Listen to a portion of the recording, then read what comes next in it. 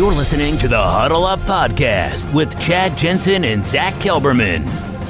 Join Broncos Country's deep divers at milehighhuddle.com and sound off. And now it's time to drop some knowledge. Welcome in, everybody, to the Huddle Up Podcast, a victorious edition of the Gut Reaction presented by Mile High Huddle and 24/7 Sports. I'm your host, Chad Jensen, and with me is my co-host and partner in crime. He is your Denver Broncos reporter for 24/7 Sports. He is Zack Kelberman. Zack, the Denver Broncos, it seems it's been a long time since they won a game, but hey, they're 1-0. It's been a long time since they won on the strength of their offense, too. So it was a wild affair, but I'm happy they came out victorious. Yeah, I think we'd have to go as far back as week 2 of 2017 to be able to point to the offense as the deciding factor in the Broncos bringing home a dub. It was almost the reason they lost that game, too, but it was a very encouraging effort by the Broncos offense, and all the pieces are starting to come together, so it was nice to see in week 1. We have so much to get to in our gut reaction here today, but first, please make sure, everybody, you're following the show on Twitter. Also, make sure you're following Mile High Huddle 24/7 Sports on Facebook. There's 2 Facebook pages, one for Mile High Huddle, one for Denver Broncos on 24/7 Sports.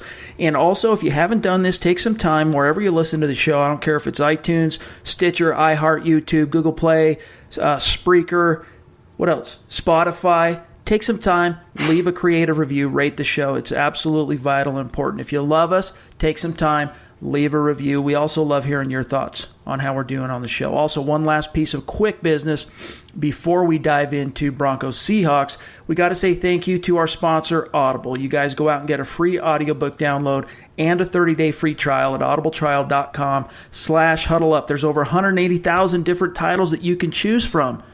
Whether you're on iPhone, Android, Kindle, or MP3 player, we don't always have time to sit down and turn the pages on the books that we want to read, but Audible allows us to get these books under our belts while we're doing other things. So you love listening to podcasts, I promise you're going to love Audible, and we're giving you a chance to get a free book and a 30-day free trial. Go to audibletrial.com/huddleup. All right, so the Denver Broncos emerged victorious at home.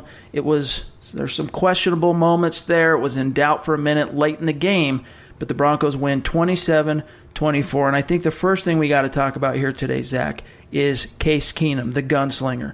And I wrote after the game that he was a gunslinger in week 1 in both the best and the worst sense of the word.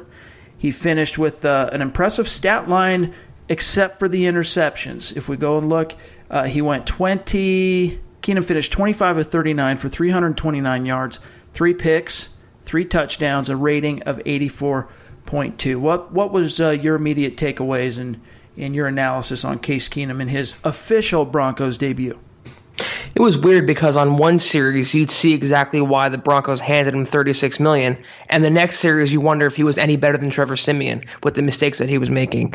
Overall, I thought there was more good than bad from Case Keenum.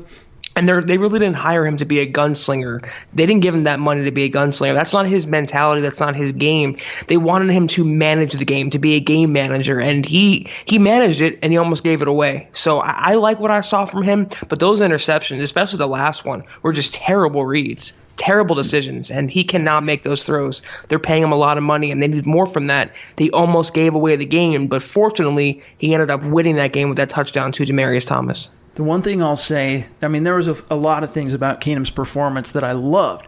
A lot of good takeaways. I mean, just his ability to move the team up and down the field. I mean, the Broncos finished with 470 total yards, which is just phenomenal for an opening game performance. But the one thing, here's the thing. Everyone that's tripping right now and maybe overreacting and knee-jerking, Denver radio is going to be going crazy over this all week long. Everyone that's tripping on the interceptions. Here's the thing, though. Yes, it led to 14 points, for the Seahawks. Yes, it turned this into an actual game instead of the Broncos blowing out the Seahawks.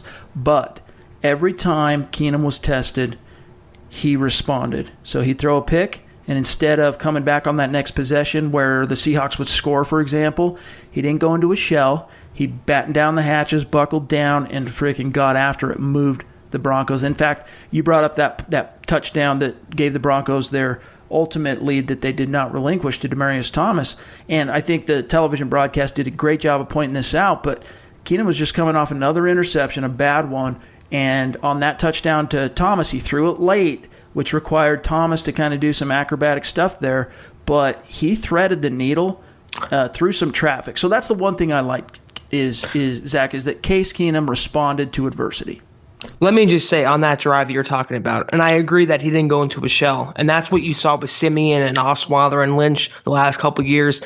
One mistake would just torpedo them, and Case Keenum has more confidence in himself in that. But on that last drive, on the drive that he threw that touchdown to Thomas, the pass before that set up the touchdown was that completion to Jake Butt. Right. When he was about to be smashed, and he hung in there and delivered. That was a third down, I believe, and he converted a first on that play. That set up the touchdown. But the touchdown to DT, he threw that in an airtight window. Yeah.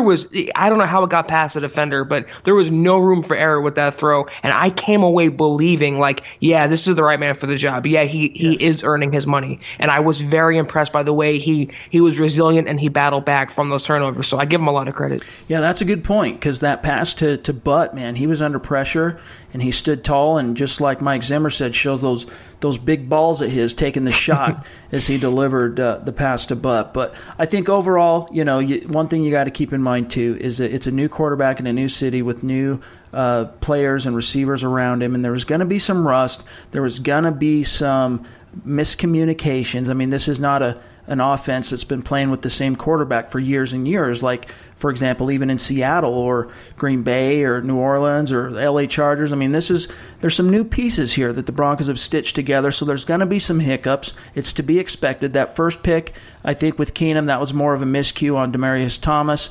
Obviously not being on the same page. DT talked a little bit about that after the game. The other two were questionable. One, fortunately, there wasn't enough time left in the second quarter for that second interception to bite the Broncos. But as you said, Zach, that third interception was just atrocious. And here's the upside. If Keenum can clean up that decision-making, tighten it up, the Broncos, I mean, this is an offense, dude. We're going to talk about some of the other aspects of the offense here next, but this is an offense that has the capability to be prolific in 2018. They do, and when you think about it, it's the best quarterbacking performance we've seen since Peyton Manning. And when you just put that in perspective, it's really sets the bar high for this Broncos offense. They're not going to be the 07 Patriots or the 99 Rams, but they don't have to be. With the defense they have and Von Miller playing like Von Miller, and we'll talk about him in just 1 second here, they just need a capable quarterback. But a guy throwing for over 300 yards and 3 touchdowns, it really opens the door for a big-time potential with this Broncos offense and the team as a whole. Absolutely. We got to move on and talk about the Thunder and Lightning combination that is unfolding for the Broncos, backfilled with Phillip Lindsay and Royce Freeman just absolutely lighting it up. Now, Freeman's performance in the debut was a little bit slower to get rolling, but he really showed his worth, especially late in the game with the Broncos trying to protect that lead and grind out the clock. But Phillip Lindsay proved to be the phenomenal playmaker that we saw flashes of in the preseason. And the one thing that really struck me, Zach, and actually surprised me, was how much the Broncos featured Lindsay in Game 1 as an undrafted rookie who didn't even go to the Combine. I mean, that is an indictment on all 32 NFL team scouting departments that he didn't even – I mean, he went undrafted, and the Broncos at least get a pass somewhat because they ended up making him a priority free agent after the draft. But all 32 teams missed. I mean, he was playing like the type of guy who was drafted in the second round, Zach. Right. Yeah, and I'm starting to question whether he's the Broncos' best running back. And that might be a way too soon take to make, because I know Royce Freeman has a lot of potential, which we saw today, but he's definitely leapfrogged Devontae Booker on the depth chart. There's no question about that. No question. And he is just a superior pass catcher. He has way more wiggle, playmaking ability. If he can just shore up his pass protection, he can be a number 1 running back. At least in this system, in this scheme, in this committee. And I was blown away, and I knew he would be a good pass catcher. But what stuck out to me was he was a good, between the tackles runner too. Yeah. He was given carries on first and second down. He was given some series in there. And it seemed like when Devontae Booker was in the game, they were just playing him just to play him. It didn't seem like they even wanted to play him. They knew that they had a hot hand with Phillip Lindsay. And I think the Broncos intentionally kept their cards close to their vest with how they wanted to use him. Elway said we're going to give him 6 to 8 touches per game right before the season started. He had that in a half. So they have big plans for him, and he's shown just a little bit of his ability, and it's very, very promising. Both guys carried the ball 15 times, Freeman and Lindsey, and they both actually rushed for 71 yards. But Lindsey ended up with over 100 yards from scrimmage when you factor in his 2 receptions, which included that opening touchdown for the Broncos anyway of the game. So absolutely phenomenal. The Broncos achieved 25 first downs on the day, and a lot of that had to do with the rhythm that they were able to establish due to Royce Freeman and Philip Lindsay pounding the rock. And, Devontae Booker was kind of an afterthought. And to be frank, that's kind of the way it needs to stay. I mean, it needs to remain that way. Every time he was on the field, the offense kind of ground to a halt. And right. So, don't think that the coaches aren't going to notice that on film. And again, it goes back to the last podcast we did with the Broncos ultimately choosing to cut D'Angelo Henderson, who turned around and thumbed his nose at the front office by signing with the New York Jets practice squad when the Broncos, from what I've been told, were actually interested in re-signing him to the 53. Don't you think D'Angelo Henderson probably would have been the more capable playmaker anyway as a number 3 running back behind these 2 young guys than Devontae Booker at this point? I do, but again, what gave Booker the edge was his seniority and his chops as a pass-catching back and a pass-blocking back. But as you've seen today, he's just irrelevant in this Broncos offense, at least through one game. It's way too soon. I'd like to have Henderson back, but you just cannot carry 4 running backs and a fullback. Someone had to go, and unfortunately it was Hop. But I want to say this about Royce Freeman. I want to give him credit for one. He had a couple nice runs, but he was a punisher. In the fourth quarter, you want a guy who's going to wear down the defense and chew up the clock and close out a game. And that's exactly what he did. He single-handedly and literally carried the offense on his back, on his shoulders, on his legs, on that final series to us, cement victory. So with that 1-2 punch, it's a true thunder and lightning. And not so much with Devontae Booker. He's out of the picture as far as I'm concerned. It is Royce Freeman and Philip Lindsay. And between those two, they have a very, very, very promising backfield. Absolutely. A lot of fantasy owners, picked up, they heard the news that Royce Freeman had won the starting job and named the starter. But it's going to be Philip Lindsay, the hot ad for everybody on the waiver wire this week because, he received more touches technically than the starting running back, and he found the end zone. So tip your cap to that young duo. They basically together combined for about 175 yards from scrimmage. So it's a good sign that this Broncos offense has that backfield power / playmaking explosive type of element that has really, as a dynamic, been lacking from this offense for quite some time. Not to diss C.J. Anderson, but besides C.J., they didn't have that complement like it seems they do now with Freeman to Philip Lindsay.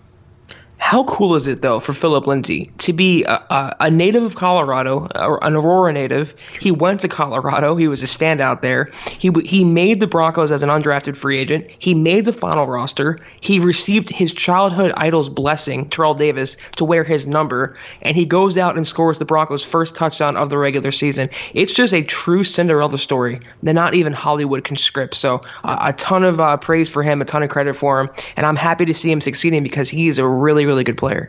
Here's another thing to get excited about, you guys, the Keenum to Emmanuel Sanders connection. Now, Sanders finished the day as the leading receiver on the team.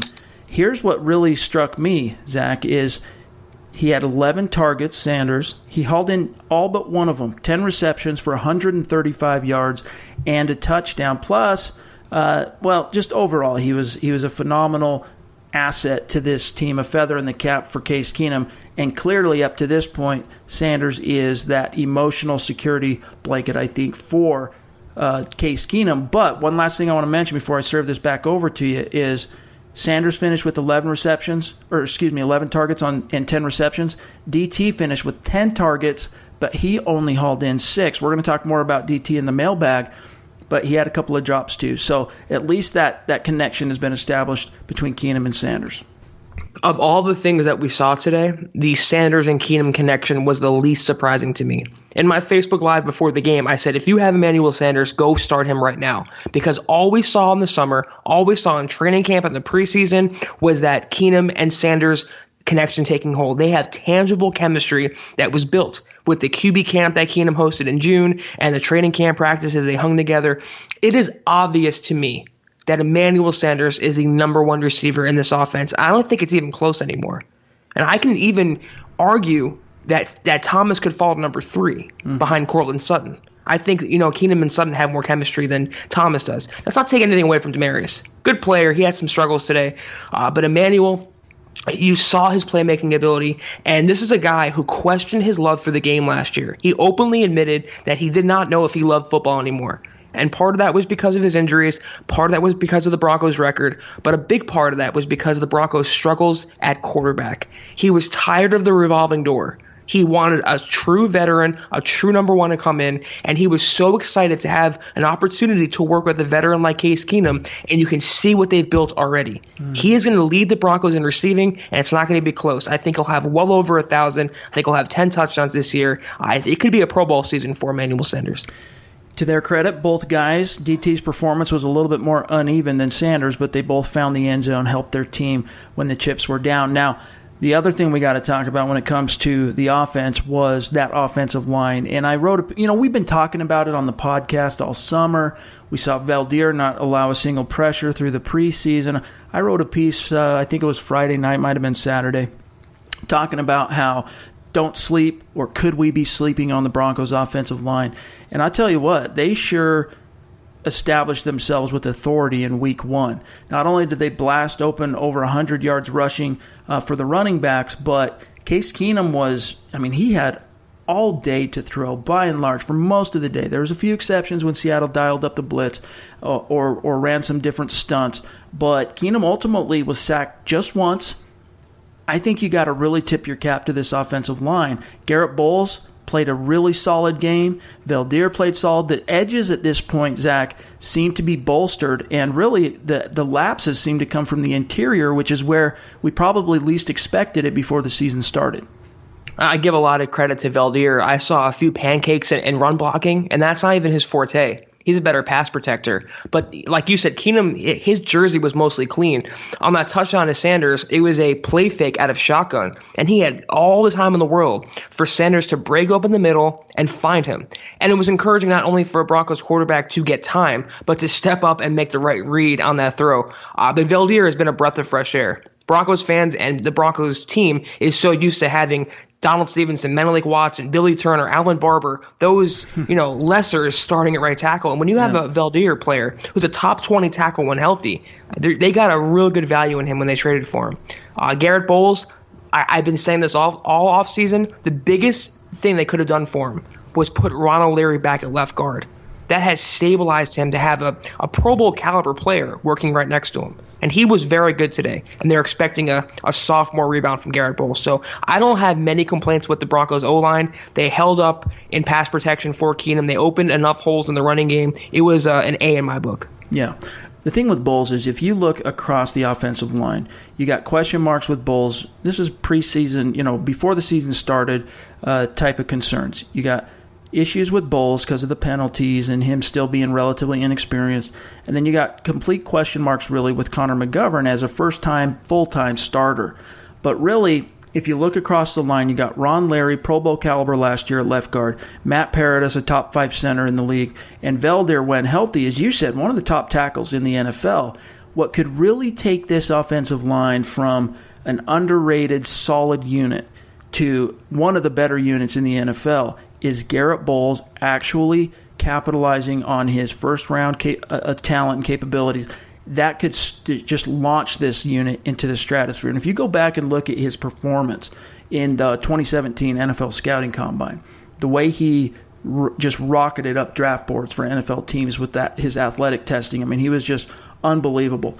We knew at that point, once the Broncos drafted him at pick 20, that it was just going to be a matter of getting him some experience and tightening it up between the ears for Garrett Bowles. And Vance Joseph talked about it earlier this week before the game, that the Broncos had noticed an issue with him in his pass set that they had been tweaking and working on, and they feel like they have that ironed out with Chris Strausser coaching the tackles. So if Bowles can really take that quantum leap forward in year 2 that the team is expecting him to do, this offensive line could quickly, talk about leapfrogging, they could become one of the better units in the league. And I honestly don't believe that's orange-colored glasses. I really don't feel like that's hyperbole.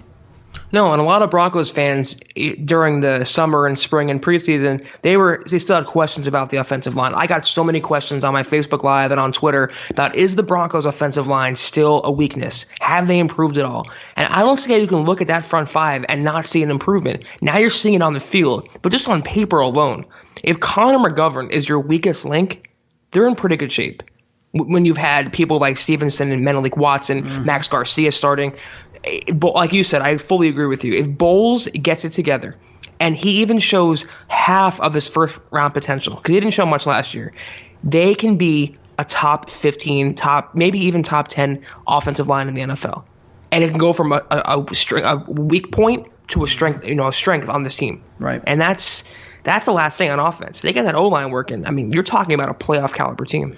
And that's one of the things. It's like, the type of thing where they're seen, not heard. You don't want to mention too much during the broadcast or during the game, because usually when the offensive line is mentioned in a game, it's because something went wrong. And with only one or two exceptions in the opener, that proved to be the case. They were just dutifully going about their business, just wrecking shop, opening up holes in the run game, and keeping Case Keenum protected and giving him time to diagnose. And the thing is about Keenum's interceptions, those weren't plays made because he was quickly pressured or under duress. Those were just bad. We've already covered that ground. But I guess what I'm getting at is they weren't the O-line's fault. So you got to be encouraged by what you've seen early from the offensive line, and then you project that ahead next week to the Oakland game. They're going into a matchup here where there's no longer really any rusher in that front seven to worry about. I mean, they have Mo Hurst and Arden Key, two defensive linemen. So if the interior, if they collapse, that could be trouble. The one thing I did notice, though, on that point was Matt Paradis got kind of worked today, if you notice, for a sack. You don't really see that from him. He got pushed back, and he allowed pressure right up the middle. So if they get that short up, and I don't have a worry about Matt Paradis, they should be able to capitalize next week also and really start to gel. That's one thing we haven't seen from them. They haven't gotten a chance to all five play together, mostly in the preseason. Right. The more they start to build chemistry, the more they start to work together, they're only going to get better. You got to tip your cap to the virtuoso performance of Bill Musgrave as offensive coordinator, just completely putting the Seahawks defense on their heels throughout most of the game. They got their licks in with the takeaways, but I was completely impressed, absolutely phenomenally impressed with Bill Musgrave's game as a play caller. I mean, 470 yards of total offense, but it was kind of a quiet day for the tight ends. You saw Jake Butt. We mentioned the one catch he made, but he hauled in 2 receptions on 4 targets. Hireman hauled in 1. Combined, they didn't quite get to 50 yards receiving, but with the amount of talent, Zach, that the Broncos have at the receiver position and the running back, there's only so many touches to go around, and I think at the very least, those 2 mostly unproven, untested tight ends did what they were supposed to do in the debut. Yeah, you nailed it. There's only so many balls to go around, and it's obvious that Keenum favors his receivers, and rightly so. They don't have a true superstar at tight end. Jake Butt can be a playmaker, but he's not there yet. I can't remember even hearing Hireman's name. He had 1 reception, you said, Yep. And the only time I remember Matt Lacoste's name was on an incompletion that Keenum threw to him. So Yep. Maybe not out of the gates the tight ends will be a focal point. It could just be a safety blanket or a 4th or 5th read in this offense, but it's definitely true and clear at this point that Keenum's reads go through the wide receivers. Yeah, most definitely. Now, we still got a lot to get to in terms of what we saw from the defense, Von Miller's big day, the pass rush, what's going on in the secondary. But first, we got to talk about MyBookie, because if you're watching the games, it's time to start making money. MyBookie is the industry-leading website that hooks you up for all your betting needs, and with their great odds, their fast payouts, and decades of expertise, you can bet with confidence. Now, your team doesn't even have to win. They just need to cover the spread. So what are you waiting for? Lay down some cash, win big today. And the thing with fantasy or online betting, where you bet is just as important as who you're betting on. That's why I'm urging you to make your way to MyBookie. I trust them, but you don't have to take my word for it. Go check them out yourself. They have in-game live betting and a mobile site that makes wagering on the go easier than ever. Right now, you get the opportunity to get your first deposit matched 100% up to $1,000 by using the promo code HUDDLE. Use the promo code HUDDLE, and you're going to get your first deposit up to $1,000 matched 100% by MyBookie. Visit mybookie.ag today. You play, you win, you get paid.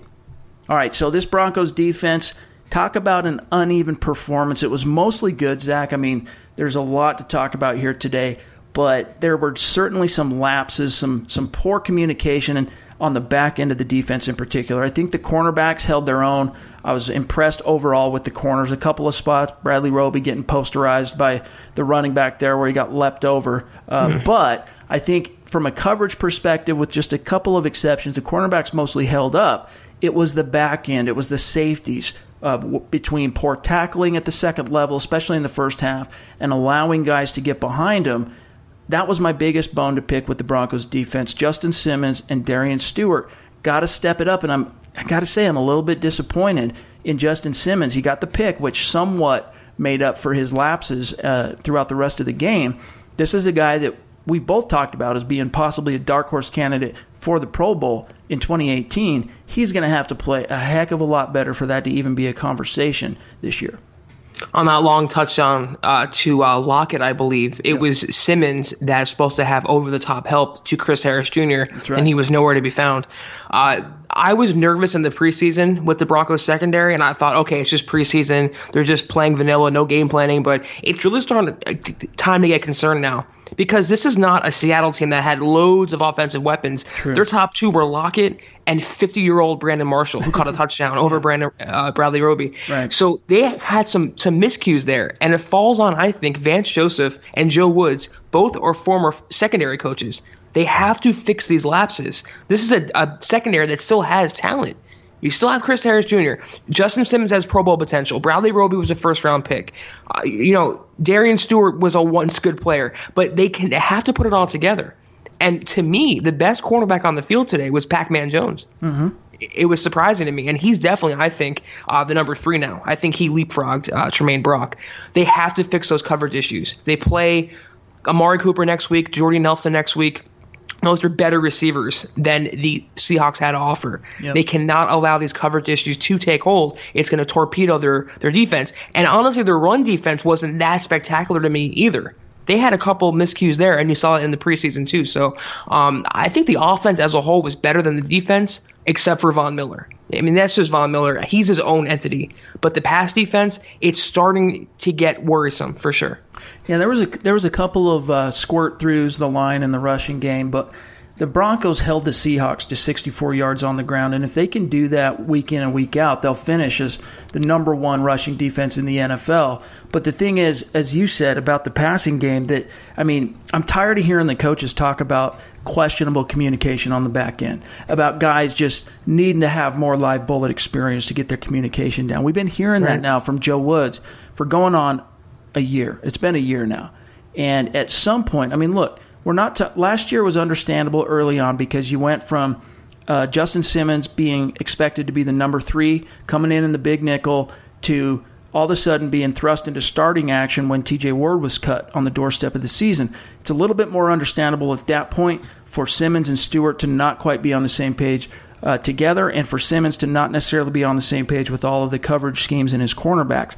But we're talking about a full year under his belt now as being a starter. You got to expect more from Justin Simmons, especially when you consider his phenomenal natural ability. So those safeties, they really got to dial it up. I'm not going to pick nits when it comes to Will Parks. I think when he was on the field, I didn't really see anything that jumped out to me upon my first viewing of the game that made me feel like he was exploited or he did anything not up to snuff. But definitely Simmons and Stewart, they got to step it up. And let's talk about something a little bit more positive here. Let's talk about the pass rush, which seems to be absolutely back in full effect. The Broncos finished with 6 team sacks, led by Von Miller's 3.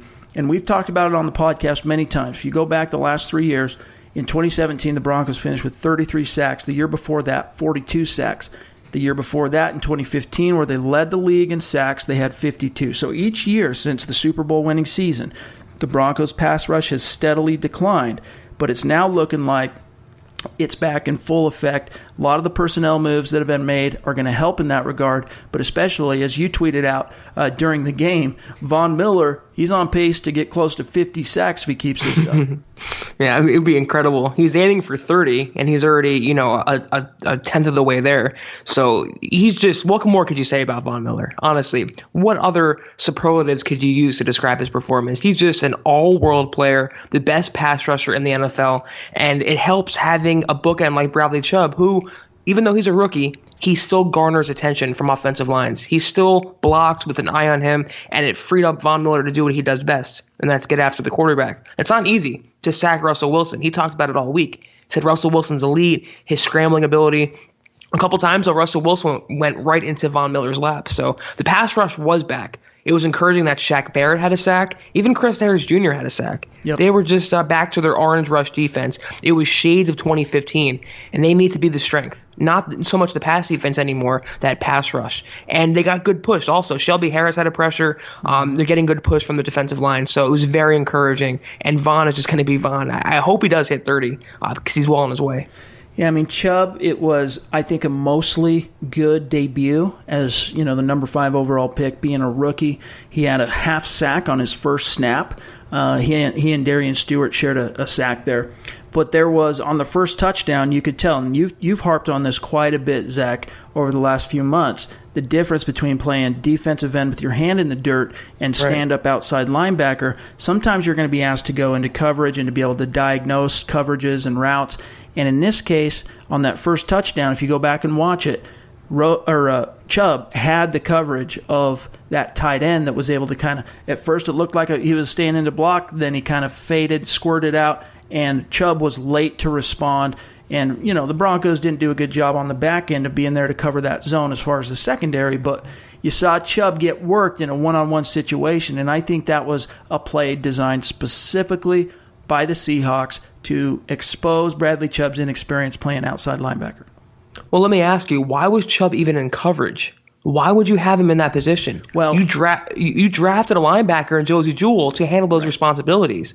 Why? Right. I think in this one they just got caught because it was first down. If you think back, now again, both of us, we've only had time. We're recording this literally within an hour of the game finishing. So, but if you go back and watch, Keenum throws that first pick down the seam. Earl Thomas takes it back 20-something yards, and the Seahawks are in business.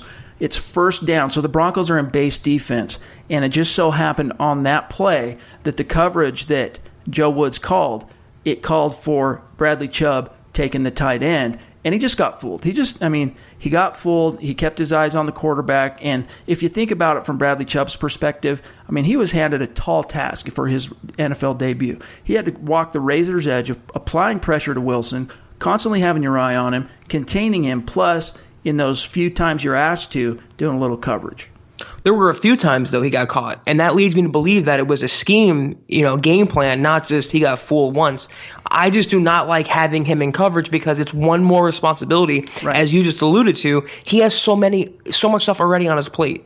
He's converting from DE to OLB. It's two totally different positions, different responsibilities, playing in space versus playing with your hand in the dirt. Have him rush the passer, have him seal the edge, have him help in run support, have him help spy Russell Wilson, but have him dropping in coverage, though, especially when you don't have a great safety guarding the tight end, Darian Stewart. To me, it was just a mistake. And maybe he'll improve. Maybe the Broncos wanted to see what he can do. I just would not have him at this stage in game one with all his other responsibilities asked to drop back in coverage and do something he's not familiar with. And it doesn't help that the off-ball linebackers, Todd Davis and Brandon Marshall, who both played well against the run, just were getting picked apart in coverage. They just looked like fish completely out of water in coverage, and it's really disappointing to see because you could tell that was an emphasis for Seattle coming into this game, was just to focus on the tight end. Seattle had over 100 yards by their tight ends plus that touchdown. So, it's frustrating because the Broncos went into the 2018 offseason, Zach, with a plan in place to finally, hopefully, neutralize the tight end Achilles heel, but then Sua Cravens couldn't stay healthy, and now he's on injured reserve, designated to return. I think the absolute soonest, and this is if the football gods literally open the way every step of the way. The soonest you're going to get Cravens back on the field is week 9, and even then, he's going to have rust of his own. It's looking like, unfortunately, that 2018 is going to be another season where the biggest thing that's going to keep hurting the Broncos in terms of big plays and gash plays and swings and scoring too are the tight ends. Who was Will Dissly? I mean, did you even hear about him before this game? I mean, he's a nobody, and he put up 100 yards on the Broncos defense at Denver. It shouldn't happen. And it seems like for the millionth straight year, the Broncos cannot guard a tight end to save their lives. They're good in every other facet of that defense for the most part, and they just cannot cover tight ends. Like you said, they don't have an inside linebacker, maybe aside from Josie Jewell, who can cover a tight end. They don't have a true safety who can cover a tight end. That's why they traded for Cravens, and he got injured, and he's on IR now. It's just really maddening and frustrating, and maybe it's a scheme thing. Maybe they start playing more man defense instead of zone defense. I don't know, but they have a lot of tight ends they're going to face on this schedule this year. You know, they have Kelsey twice, they have Antonio Gates twice, a lot of other tight ends better than Will Dissly.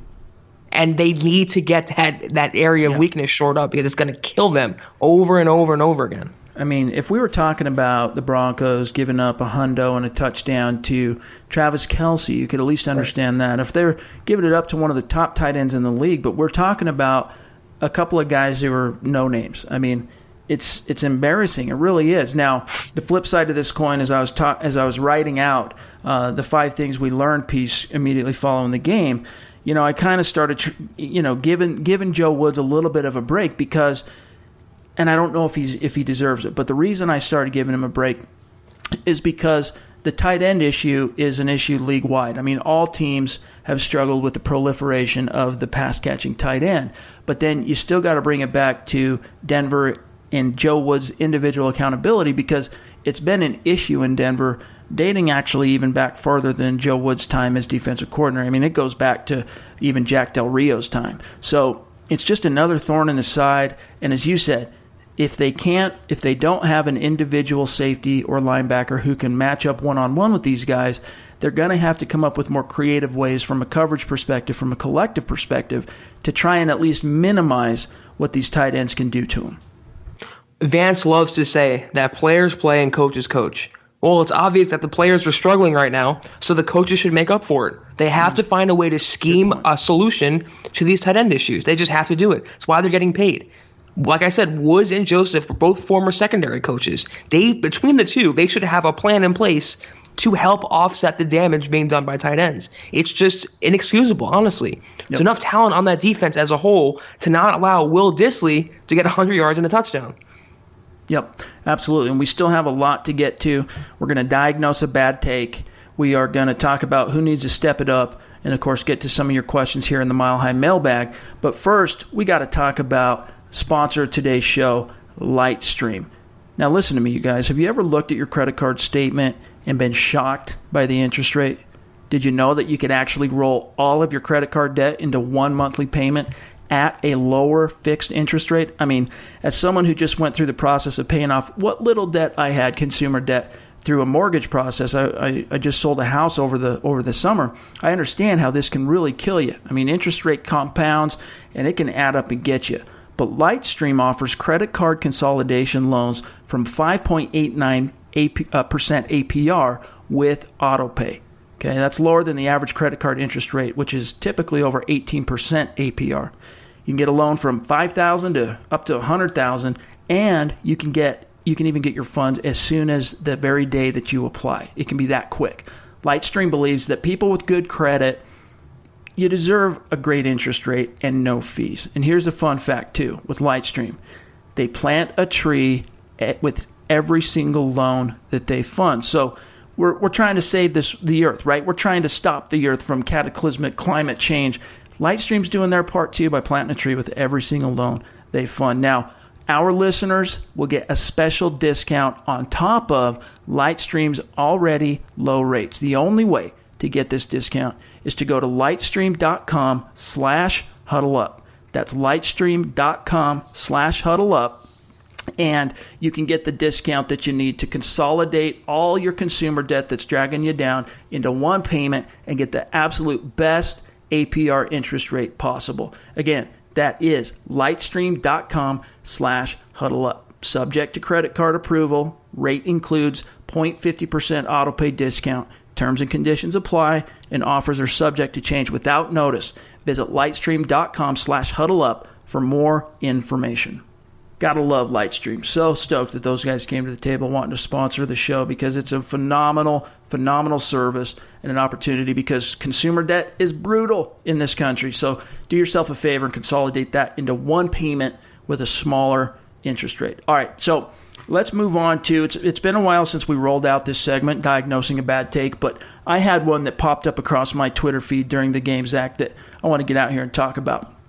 Now, there's a fellow on Twitter. I don't know, forgive my ignorance, I've never seen him actually tweet links in which he's, has a byline or that he's written anything. It's usually just online or, NFL commentary on Twitter. But a fellow by the name of Kent McHallington on Twitter. It's at NFL McHallington. Not sure if you pronounce it. I don't even know if it's this guy's real name. Put him on blast. I was talking about, you're going to see here. So we were talking about Case Keenum responding. We mentioned it earlier in the game. Okay, Case Keenum responding to adversity. Well, he had thrown that last interception in which the Seahawks were able to drive down and take the lead, and it was looking dire for the Broncos. And I went out on Twitter and I tweeted, quote, "Gut check for Keenum and the Broncos. We'll see if that veteran mettle pays off in the clutch." Kent came back with, quote, "Veteran mettle equals 6 teams in 6 seasons. That Case Keenum." So I think that's a bad take, and here's why it irritated me. And I said something back to him like, ever the eternal optimist, don't ever change, Kent, type thing. But here's the thing about Case Keenum is, we talked about it earlier in the show, but you saw it.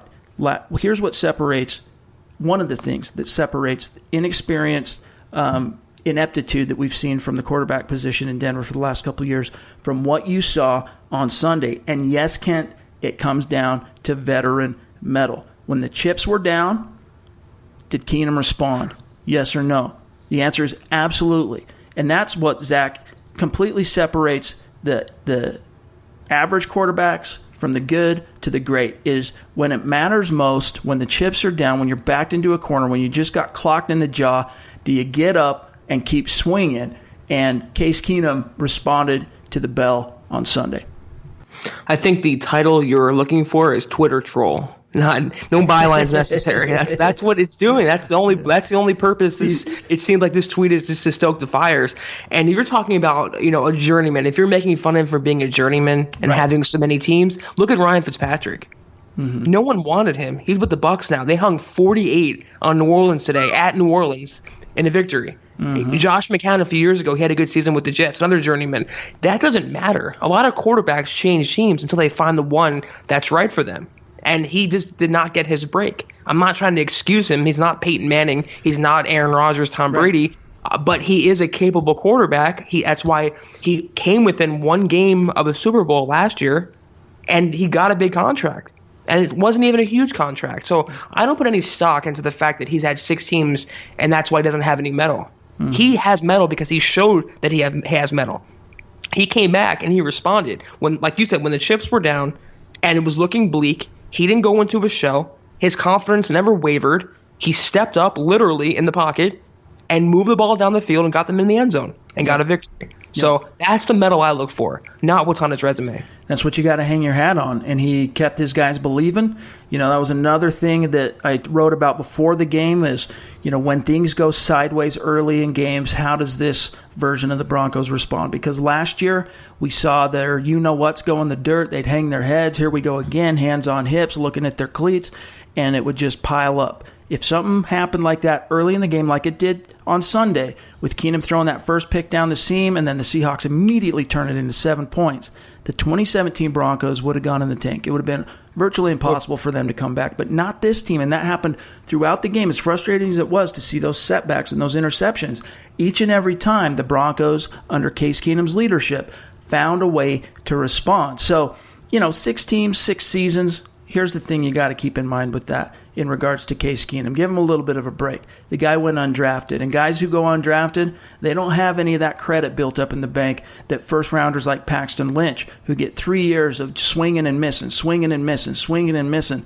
They don't have any of that credit. So that's one of the reasons Case Keenum floated around. But the Broncos believe that he unlocked that next floor of his development last year in Minnesota, and if the early returns this year are any indication, it's looking like they're right, because I think it was enough that to be encouraged by it as a coaching staff and as a front office, and enough for Case Keenum to go, okay, a couple of slight tweaks here and there, and this can be like on fire caliber offense for the Broncos. If we're going by what should be versus what is, Tom Brady should have been a nothing, and Jamarcus Russell should have been a superstar. It just doesn't work that way in the NFL. And no matter how many teams you can be on, how many years you can play, if you can show you can compete and you can win, you can put it all together, you're going to find success. So to me, veteran metal, I don't want to harp on it too much and really destroy the guy, but it's not predicated on how many teams or one team or consistency or longevity. You have to move around. And he was undrafted, like you said. Yep. He had no status coming out. And he worked with Gary Kubiak and with the Texans, and he found his way to Denver. He had a good resurgent year last year, a career year with the Vikings, and it paid off for him, literally and figuratively. So I give him credit and props for battling back today, and he showed just a glimpse of what he can be in this offense. And what he can be is the Broncos' best quarterback since Peyton Manning.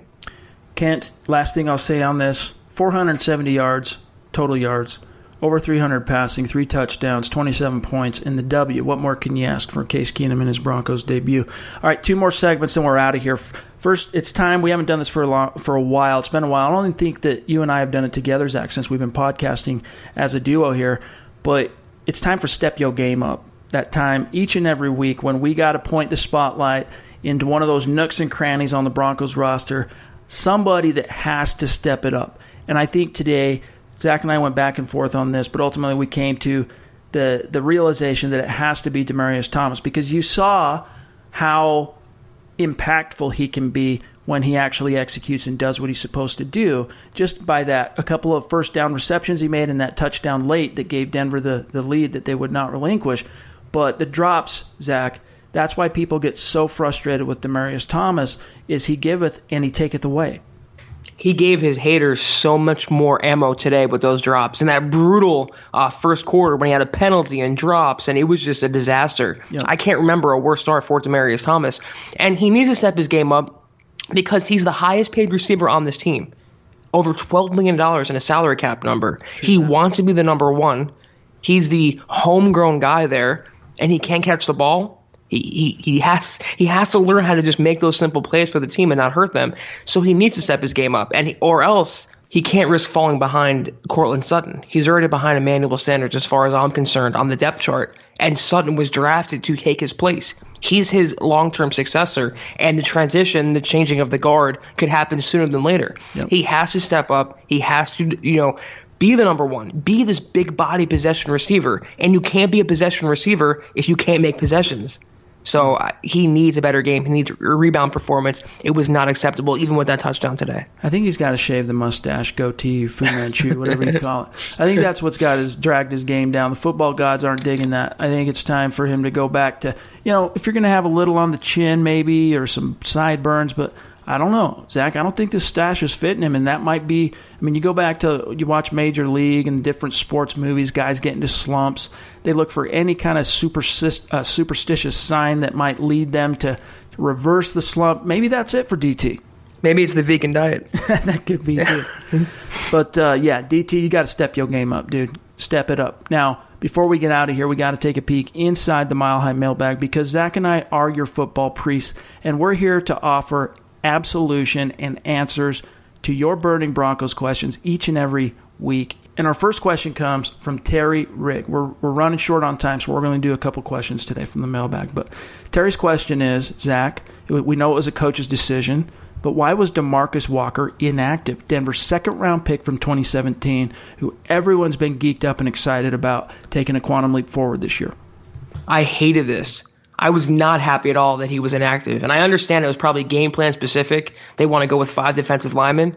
But if they wanted an interior push from the defensive line. Why make him inactive? Every time he's been active, he's shown he can push the pocket and he can get after the quarterback. He has true breakout potential.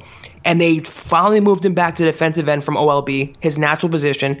He can after he was finally going to get playing time, he made the final roster, obviously. Yep. And they made him inactive in week 1 for a player like Zach Kerr. It just made no sense to me. I don't know.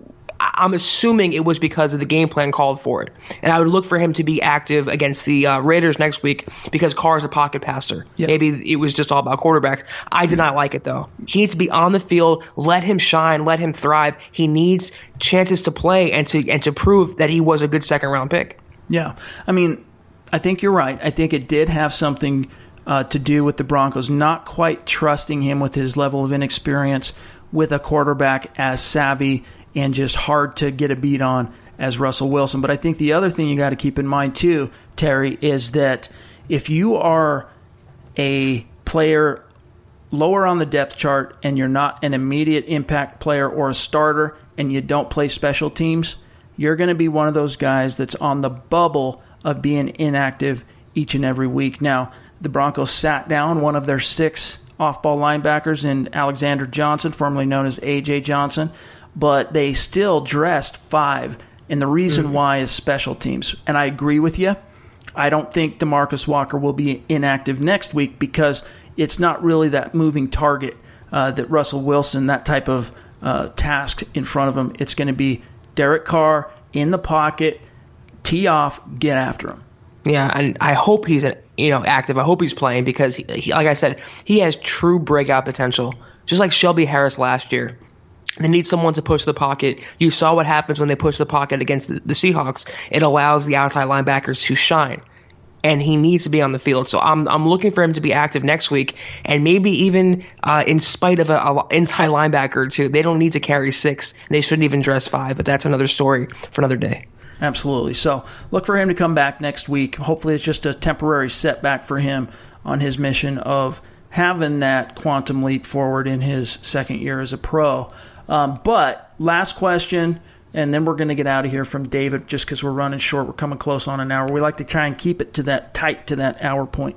But the question comes from David Brady. His question, now we got 1 game under our belts. We got enough to kind of whet our appetite.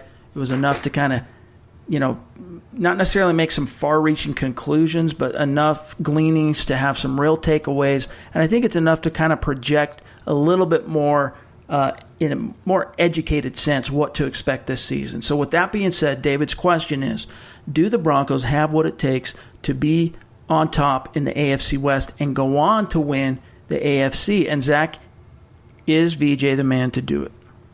This is a 2-part question, obviously, so I'll answer the first part first. On paper, talent-wise, based on what we saw after 1 week, and so many things can change. Injuries and teams can rise and fall. It's too soon to say. But on paper, the Broncos absolutely have the talent to win the West. And it could be their surest path to the playoffs. If they go 9-7 and win the division, they're obviously in. But 9-7 might not be enough to get them in as a wild card. Mm-hmm. And when I saw today, the Chiefs still look good. The Chargers are not as great as we thought they'd be, and I think the Raiders will lose tomorrow. They're going to be a very disappointing team. So the Broncos on paper have what it takes to compete with the Chiefs. Whether they do actually do that, though, whether they can, falls on Joseph. And I'm not of the opinion, and I've been this way for a long time, I don't think he's the guy to get the Broncos back to the postseason, based on what I've seen. And even today, he didn't do anything to win or lose the game, but he didn't do anything to win me over either and change my mind. I just don't think he's the head coach to break this postseason drought and get them back to the playoffs. That's just my personal opinion. But can they do it? Yes. Do they have the talent? Yes. In the best case scenario, talent-wise, they're a 9-10 win team. But is VJ the one to do it? I have my reservations. And I think, coming off 5-11 and some of the snafus we've seen from VJ's short tenure as the head coach, I think that's a fair assessment. But here's what I'll say for those of you that are looking for silver linings when it comes to VJ moving into 2018 in his second year. John Elway believed in him to bring him back. He gave him enough of a benefit of the doubt to bring him back for 1 more year. So until proven otherwise, give him the benefit of the doubt and see what happens. Although I understand your mindset on that, Zach. I'm in a similar holding pattern with regard to VJ of kind of wait and see. But when it comes to the talent of this team, I'm going to go out on a limb right now. I think the Broncos are going to win double digits this year.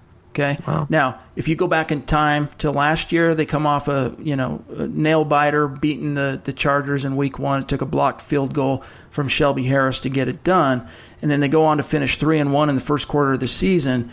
It would have been easy then to say, the Broncos are going to win double digits, and at least you would have after 4 games a little bit more of a sample size to make that kind of a claim.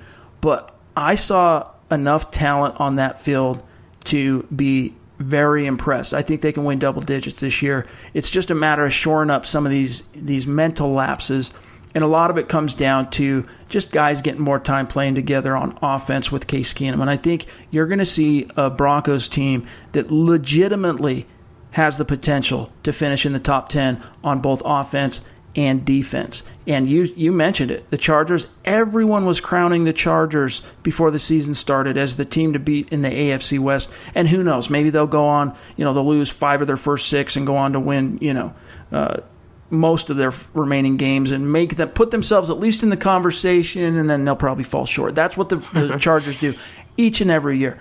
It's looking like Pat Mahomes, he's for real. And that's gonna be the real test, I think, for the Broncos. The Chargers pass rush, it's always going to be tough, but they just always find a way to shoot themselves in the foot. It's the Chiefs and the Broncos. We'll see what the Chargers do, but I think the Broncos have what it takes to win double digits. Whether or not they do it, again, comes down to coaching and Vance Joseph and his staff putting guys in the best position possible to succeed. Say what you want about the Chiefs. I know it'll be painful for the Broncos fans to give the Chiefs credit, but Andy Reid knows his quarterbacks. And Mahomes really, really impressed me today. The kid is a baller. And he's going to be a tough task for this Broncos defense because he's a dual threat, strong arm and good legs. To your point, it's one thing I want to add. If they can win 9 or 10 games, they have to hope the injury bug stays away. Right. They're clean through Week 1, but that often changes. If they have no injuries, all the stars align, yeah, they can win 9 and 10 games. Yeah, they can win the West. But will they? In my mind, on September 9th, it's a little too soon to say. But in Week 1, 1-0, you can't hate that. And that's fair. But hey, you guys, that's all the time we have for today. Your Denver Broncos, at the end of the day, bottom line though, they're emerging from Week 1 1-0. They're undefeated. We'll see how long they can keep it that way. But you can find my partner, Zack Kelberman, on Twitter, at Kelberman247. Myself, at Chad and Jensen. Look for the Building the Broncos podcast preview, the Scout's Eye preview for the Raiders game on Wednesday. I'm sure Trickle's got something cooked up for you guys to look forward to throughout the remainder of the week. Zach and I, we're still trying to figure out exactly what our schedule is going to be, if we're going to be able to do 2 episodes each and every week. Stay tuned for that. But at the very least, we're going to be here offering up our gut reaction to each and every game immediately following the game for the next 16 weeks. So make sure you're subscribing, you guys, because it's going to be one doozy of a season. For Zack Kelberman, I'm Chad Jensen. We'll talk to you soon. You've been listening to the Huddle Up Podcast. Join Broncos Country's deep divers at milehighhuddle.com to keep the conversation going.